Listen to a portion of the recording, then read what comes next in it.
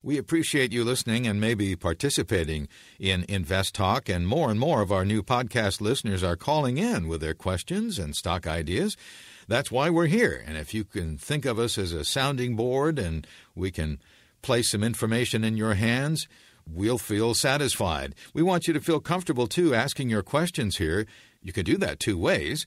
Use your phone. Call our anytime line, 888-99-CHART. That's 888-992-4278. Or go to investtalk.com. That's InvestTalk with two T's, investtalk.com, and click on Contact Us. And thanks again for listening to Invest Talk.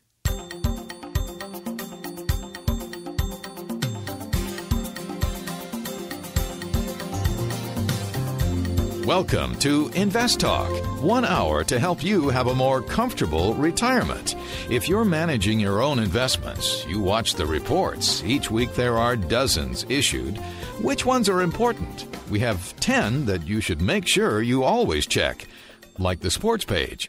Our talking point today, 10 key reports to watch. Stay with us and join in the discussion. This is Invest Talk, dedicated to the idea that you can do better than the average investor. And now, here's your host, Portfolio Manager Steve Peasley. Good afternoon, everybody, and welcome to Invest Talk. This is the Friday edition. I hope you had a great week, a great day today. Today, we have with us a special guest. Jerry Klein, the founder of KPP, has joined us. Jerry, thanks for joining. Well, I'm delighted to be here, Steve, and really, it's a pleasure to be here with you. Well, I really appreciate the help. Everybody, we had a very interesting week. We started the week with a strong downstroke at the beginning of the week, and then the rest of the week was up.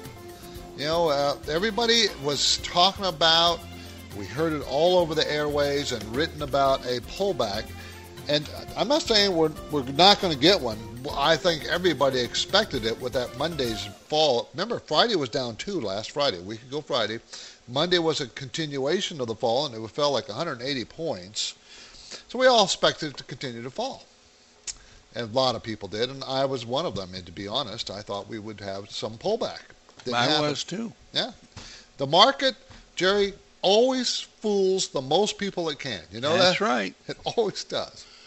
I was absolutely certain we'd have a pullback, but, maybe it'll come next week. That's exactly right. Maybe it's next week. Yeah. Now, we spend this hour every day, Monday through Friday, trying to help you make good choices, help us understand what's going on in the market. But you know what? Investing has not really changed. There really has been no change. The market goes up and down. We all know that. But what to buy, how to find stocks, what should you be looking at always stays the same. The fundamentals are the key. The earnings are the key. So it's the process of deciding which stocks, which companies are going to have the best earnings going forward. That's the basics. That's the law. Let's say that. That's the law. Earnings. That's how you make your money. That's right. So what are the rules? We have rules. How do we determine what earnings are going to be and how strong they're going to be? Well, some of that has to do with the economy. We have to know how strong the economy is. Now, some companies earn right through the economy. Look at, let's talk about Apple. Apple earned lots of money through this downturn. Didn't even blink an eye. So some companies have done very well. Look at the Chinese companies. There's a number of them that just continue to earn more and more money, not less. So it's not every company, even in an economic slump, going down. But what do you look at? How do you find them? What should you be watching? Now, we're live, 4 to 5 Pacific time right now. You can call us and ask any questions you want, make comments, anything regarding money. Jerry and I would be happy to talk to you. We also allow you to call that number 24 hours a day, 7 days a week. You can ask a question. We'll record it. Today we're going to talk about data, economic statistics and data, what we should be watching for, what reports are what the statistical reports, economic reports are telling you. Some of them are worthless. Some of them have... And how? Yeah. And some of them are very good. And almost all of them are revised. So there, you cannot just hang your hat on And them. the next reporting is revised up or down, right? Exactly. Right. They always get revived. But they are important to at least understand what they are and what they represent, and we're going to talk about that. That's the talking point. What data we can trust, what data we can't, what are some of the important reports that we should be looking at, and when are they released, how often. And this is our talking point today, 10 key reports to watch for. 10 key reports. Now we're live, 4 to 5 Pacific time right now, so we hope you can call us with your questions or comments. You can also get us a comment or question on our 24-hour listener line. It's open all the time. But let's talk about the market for a minute. Jerry was up 155 points today, which surprised me, being up that strong. The Dow. Yeah, the Dow. Mm-hmm. I didn't see anything that would tell us that it should have done that today. I didn't see anything that was out of this world, no. Now, we did see there was a report on sales, home sales, and it was up 7%. But you look at that and you say, well, that's great news. But at the same time, inventory of unsold homes did not budge, didn't go down, even though sales were up. Meaning, either more people put more houses up for sale or the foreclosure rate is very high. Well, there's another issue, too, Steve, that nobody really is talking about, and that's the government's tax incentive for first-time home buyers, which expires December 1st. Yeah, I think sometime late November. Or yeah, December. I think it's December 1st. Anyhow, you've got to be in escrow and closed. Yeah, it's got to be closed right. by then. That's going to put a dent in sales, in my opinion. That's right. Well, that's why sales are going higher. They're going higher now, so everybody can catch that. So that right. That is an important point.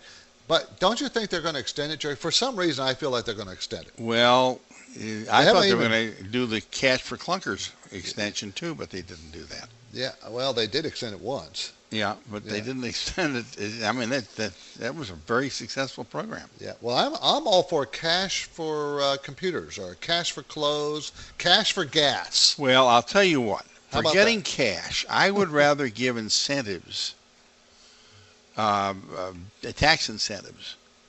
That would make more sense to me too. Yes, but that isn't what they're doing. I have trouble, even though it was very successful, the cash for clunkers, I'm not sure why we needed to continue to bail out the auto industry. I wonder what the cash for clunkers was doing to the used car dealer. Pardon me? I wonder what the cash for clunkers program did to the used car dealer. Probably nothing. Well, I would imagine it hurt them. Yeah, it probably hurt them. Yeah. Yeah, it would more hurt them than help them. Yeah, because they want to cash in instead of buying used cars or buying brand new cars. Plus, doesn't it, when they do stuff like that, Jerry, it kind of tells me that you're borrowing future sales. You're bringing them. I don't think there's any question about it. Yeah, so now we're going to have less sales next month and the month after because because of this program. So what good did that do us? Mm-hmm. Really, what really good did that do in the long run is what I'm talking about. Anyways, people, we want to talk about what you want to talk about. The market was up strong today. It was weak on Monday, but the rest of the week it was strong. It's now has a new high for the year. Most of the indexes are a new high for the year. But is it going to continue to do that? And oil is up for a new high for the year too. Now, where is that pressure coming from to drive oil prices up? Because it certainly is not coming from our economy.